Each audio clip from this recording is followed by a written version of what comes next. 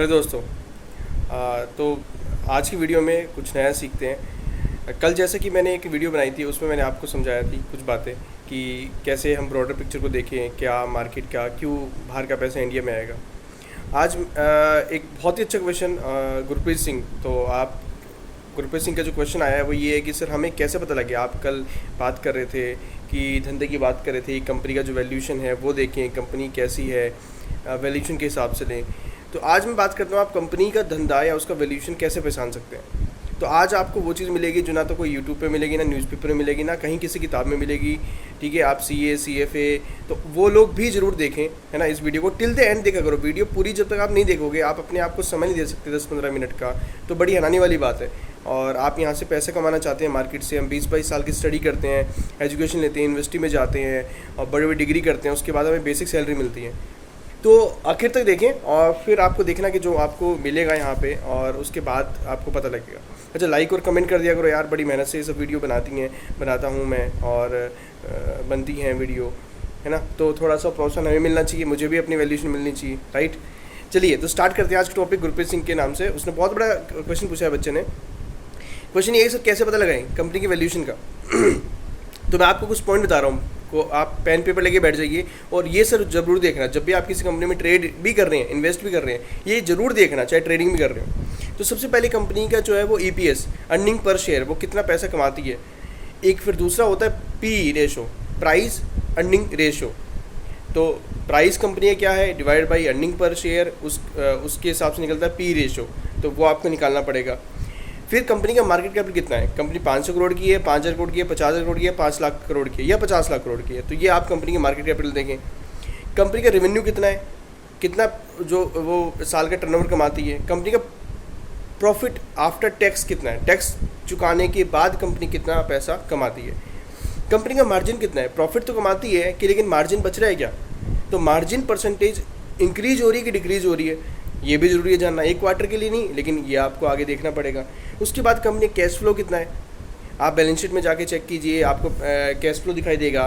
तो आप cash flow ज़रूर देखें कि कंपनी का जब आप सब कुछ ये डेटा चेक करेंगे तो उनके साथ आपको कैश फ्लो भी चेक करना पड़ेगा, कैश फ्लो कितना जनरेट कर रही है कंपनी। डेट इक्विटी रेशो क्या है, कितना डेट इक्विटी रेशो है, वो बहुत इंपॉर्टेंट है। अगर कंपनी का डेट इक्विटी रेशो 2 है 3 है तो सच में वो ज़्यादा है, थोड़ा रिस्की हो जाता है वो कंपनी में ट्रेड करना हो या इन्वेस्ट करना हो।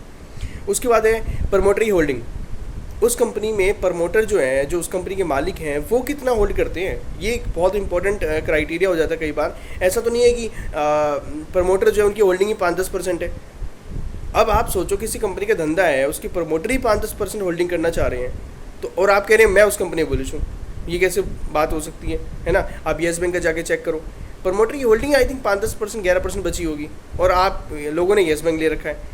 आप सोचो प्रमोटर जो कंपनी का मालिक है वो नहीं होल्ड करना चाह रहा, उसकी होल्डिंग नहीं है, और आपने अपनी कैपिटल का 70-80% येस बैंक में लगा रखा है। बड़ी हैरानी वाली बात हुई। उसके बाद क्या प्रमोटर ने, चलो प्रमोटर होल्डिंग तो है, मान लीजिए प्रमोटर होल्डिंग अच्छी खासी है, 60-70% भी है, 50 भी है, मान लो 80 भी है। 80 तो मुश्किल है क्योंकि 75 का क्राइटेरिया सेबी के थ्रू आ जाता है। प्लेजिंग तो नहीं कर रखी, हो सकता है उन्होंने अपने सारे शेयर या 90% 80% शेयर प्लेज ही कर रखे हो। तो अगर अपने शेयर को प्लेज कर रखा है तो वहाँ भी दिक्कत है। उसके बाद last most important point, business का प्रोडक्ट। कंपनी का जो प्रोडक्ट होता है वो बड़ा इंपॉर्टेंट होता है। आप सर्विस कर रहे हैं, आप प्रोडक्ट बना रहे हो, क्या मैन्युफैक्चरिंग कर रहे हो, है आपका, वो आपका कई बार क्राइटेरिया होता है। उसमें भी आपको बताऊं, जो पी रेशो है, प्राइस अर्निंग रेशो। अब इन सब में जो सबसे इंपॉर्टेंट है कंपनी का धंधा और पी रेशो सबसे इंपॉर्टेंट, मतलब सारी चीज़ें आपने देखनी ही पड़ेंगी और ये आपको समझना पड़ेगा। खुद एक एक एक्सप्लेन मैं आपको नहीं कर सकता, है ना। आपको ये अगर आप सीए या सीएफए फील्ड से हैं, सीपीए फील्ड से हैं, तो आपको इन चीज़ों का अंदाज़ा डेफिनेटली होगा।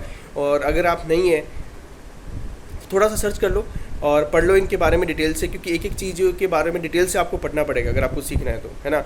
मैं आपको मेन टॉपिक बताता हूँ, पी रेशो और कंपनी का प्रोडक्ट। कई बार क्या होता है, पी रेशो मैं कहूँ अगर किसी कंपनी का पी 50 है, 80 है, मेरे लिए ओवर वैल्यूएशन है, हो सकता है मार्केट के लिए ना हो।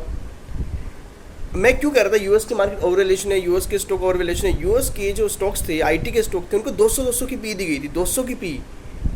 मैं पिछले 1 साल से कह रहा था कि भैया यूएस मार्केट ओवर वैल्यूशन है, ओवर वैल्यूशन है। यूएस की आईटी की कंपनी आज भी 50% गिनने के बाद भी उनका पी 100 है।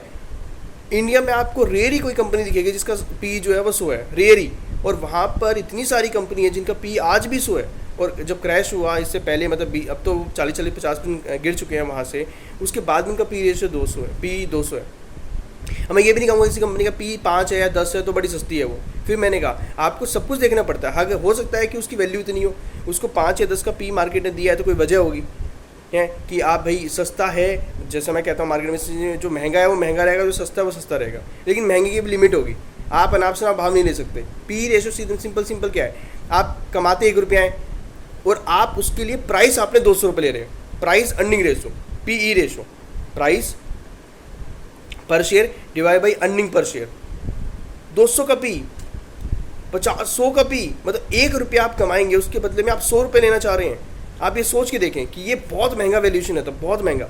इसलिए मैं कह रहा था, ठीक है, तो ये देखना जरूरी है कि आप पी कितना है। जैसे इंडिया में भी ऐसा है, इंडिया में ऐसा नहीं है। कंज्यूमर जैसे कुछ सालों तक कंज्यूमर जो थीम रही है उसमें 100 की पी दी गई हैं, 80 की पी दी गई हैं। आज भी आप इंडिया के कंज्यूमर के प्रोडक्ट देखेंगे, कोई कंपनी उठाकर देखेंगे तो आपको दिख जाएगा कंज्यूमर थीम में, कंज्यूमर सेक्टर में जो कंपनी है उनका पी आज भी 70-80 है, 90 है, और वो चलता आ रहा है। 4-5 साल हो गए, 6 साल हो गए, है ना।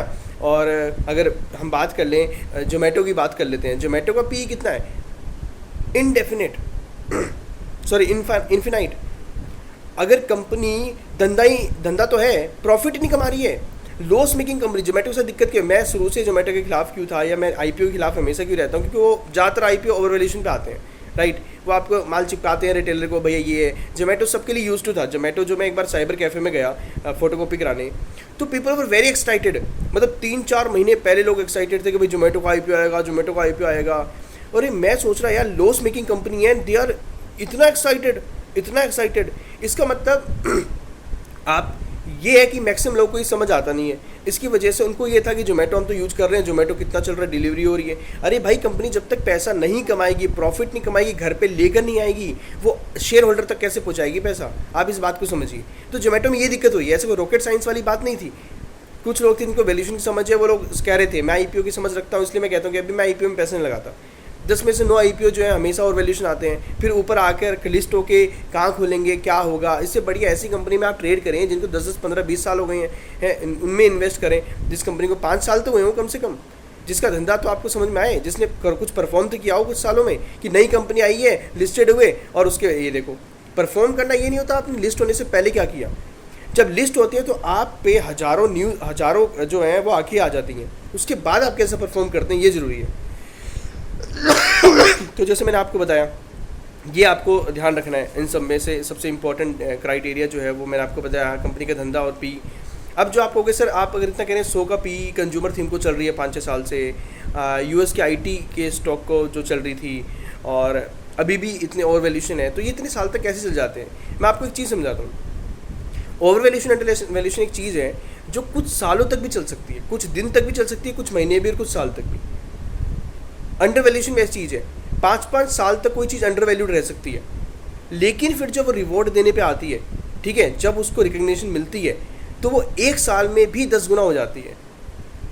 तो वैल्यूशन ऐसे मिलती है। कई बार ओवर वैल्यूशन जो देखा आपने, ओवर वैल्यूशन चीज़ में क्या होता है, आप 5 साल तक बैठे रहो, वो 5 महीने में आपके 5 साल के रिटर्न खराब कर देगा अगर वो ओवर वैल्यूड है तो, और वो रेट आपके आएंगे नहीं अगले 15 साल तक। ये होता है ओवर वैल्यूशन में, हमेशा चीज़ से आप दूर हो जाओ, चाहे वो 10% बढ़े, 20% बढ़े। मैं तो भैया ओवर वैल्यूशन जहाँ मुझे लगता है कि ये मेरी ओवर वैल्यूशन क्राइटेरिया में चले गई, मैं उसको अलविदा कर देता हूँ। मुझे फ़र्क नहीं पड़ता चाहे मेरे बेचने के बाद ही 10% बढ़े वो, या 20% बढ़े, उसी दिन बढ़े जाए, क्योंकि मेरे हिसाब से अगर वो मेरे लिए ओवर वैल्यूड है तो मुझे एग्जिट चाहिए उस टाइम पे। क्योंकि मैं आपको एग्जांपल बता देता हूँ कुछ। नेटफ्लिक्स का एग्जांपल ले लो। नेटफ्लिक्स जो है उसने 5-6 साल के रिटर्न खराब कर दिए केवल 5 महीने में। ये होता है ओवर वैल्यूशन में। आप जो पूछते अब 5 साल तक रिटर्न तो बन रहे थे, ओवर वैल्यूशन लोग करते रहेंगे। मेरे जैसे लोग क्या करते रहे, ओवर वैल्यूड है, नहीं लेना। 5 साल तक बेवकूफ़ बन गए। लेकिन हुआ क्या, जो लोग अपने आप को समझदार समझ रहे थे वो 5 महीने में 5 साल के रिटर्न खराब कर दिए, और वो प्राइस ऊपर अटक गया। अब वो माल बिकेगा नहीं उनसे। अब वो रेट आएगा 10 साल में कि 15 साल में, 20 साल में, वो नहीं पता। इससे हुआ क्या, समझदारी क्या है। और वैल्यूशन चीज़ को हमेशा जो एक समझदार इन्वेस्टर होता है, ट्रेडर होता है, वो अलविदा कहता है कि भैया मुझे इस प्राइस पे माल काटना है, मुझे नहीं चाहिए। और ऐसे किसी और प्रोडक्ट में आप किसी कंपनी में घुसेंगे जहाँ पर आपको वैल्यूएशन सही मिल रहा है, कंपनी धंधा समझ में आता है।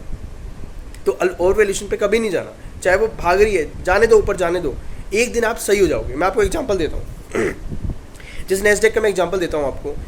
नेस्डेक जो है वो 5 मार्च से पहले वो उसने 14,000 का लेवल टच किया था। यूएस में नेस्डेक का जो आईटी स्टॉक का इंडेक्स है 14,000 का लेवल टच किया था। वहाँ पर मैंने लिखा था कि भाई इसमें अब करेक्शन होने वाली है। 5 मार्च को 12,500 के आसपास, लगभग 14,000 से 12,500 तक वो डाउन गया और 5 मार्च को उसने अपनी करेक्शन जो है कंप्लीट की थी। लेकिन मैंने उसमें जो पोस्ट, आज भी आप जाके देखेंगे 5 मार्च का पोस्ट में आपको मिल जाएगा, मैंने उसमें कहा था शॉर्ट टर्म करेक्शन। मुझे पता था ये ओवर वैल्यूड है, किसी भी दिन ट्रैपिंग होगी और किसी भी दिन बड़ा मारेंगे। वो 12,500 गया 5 मार्च को, वहाँ से मैं लिखा शॉर्ट टर्म करेक्शन हो गई है। 12,500 से 16,000 तक गया, पिछले लास्ट मार्च से अक्टूबर नवंबर तक 12,500 से 16,000 तक गया। हुआ क्या, आज वो 11,800 पे, नेस्डेक का जो इंडेक्स है वो आज 11,800 पे है। पिछले 5 महीने में वो 16,000 से 11,800, अभी तो 11,100-200 था 2 दिन पहले। तो फिर भी देखिए हम 4,200 पॉइंट ऊपर से, मतलब लगभग 25% 5 महीने में टूट चुका है। और जो कि मैं मार्च में कह रहा था शॉर्ट टर्म करेक्शन, मेरे उस लेवल से भी नीचे गया है। अब आप सोचो, तो और वैल्यूएशन ऐसी चीज़ है कि मार्केट देर सवेर 5 महीना में लेट हो गया। मैं कहता रह गया और शॉर्ट टर्म करेक्शन है और वैल्यूड है, लेकिन 5 महीने बाद मार्केट ने दिखा दिया कि बेटा और वैल्यूएशन की ताकत क्या होती है। मैं टेस्ला का एग्जांपल बताता हूँ आपको। टेस्ला का मैंने 26 अक्टूबर को पोस्ट किया था, टेस्ला से आप दूर हो जाइए, stay away from Tesla for few years. Tesla तब 1,060 के आसपास था, लगभग मैं 2 महीने के लिए गलत हुआ, 1,060 से वो 1,250 के आसपास गया। आज टेस्ला 750 के रेट में, 760-770 का रेट चल रहा होगा, 30% नीचे उस दिन के बाद। क्या मेरे बोलने के बाद ऊपर नहीं गया? बिल्कुल गया। लेकिन आज कहाँ है? और उस चीज़ को हुए 6-8 महीने हुए, 8-9 महीने हुए, केवल 8 महीने भी नहीं हुए। तो और वैल्यूएशन की चीज़ ऐसी होती है, आप कुछ दिन गलत हो सकते हो, कुछ महीने गलत हो सकते हो, कुछ साल गलत हो सकते हो, लेकिन उसमें बनेगा कुछ नहीं आपका। गलत हो सकते हो लेकिन बनेगा कुछ नहीं, ठीक है ना, जाएगा कुछ। क्योंकि जब आपको पता लग गया कि ओवर वैल्यूएशन ही एक स्टॉक मार्केट में ऐसी चीज़ें लोगों को समझ नहीं आती, और इसी से आदमी हमेशा डरा रहता है, और इसी से आप ट्रैप होते हो हमेशा, और इसी से बड़ा इन्वेस्टर पैसा कमाता है। एक और एग्जांपल देता हूँ आपको मैं।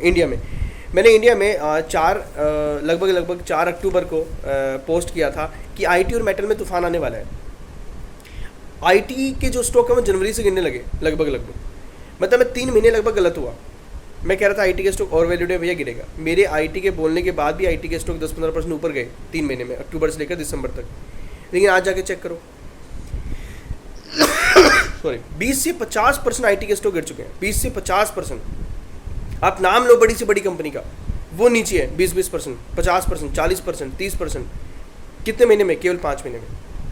मैं 4 अक्टूबर कह रहा था कि भैया दूर हो जाओ मेटल से, मैं कह रहा था 4 अक्टूबर दूर हो जाओ। आज मेटल के स्टॉक देखो, कुछ मेटल के स्टॉक अक्टूबर से गिर रहे हैं, कुछ पिछले 1 महीने में। जो सबसे बढ़िया कंपनी वेदांता हिंडल सबसे बढ़िया कंपनी थी, वो 30 से 35% पिछले 1 महीने में गिर चुकी हैं।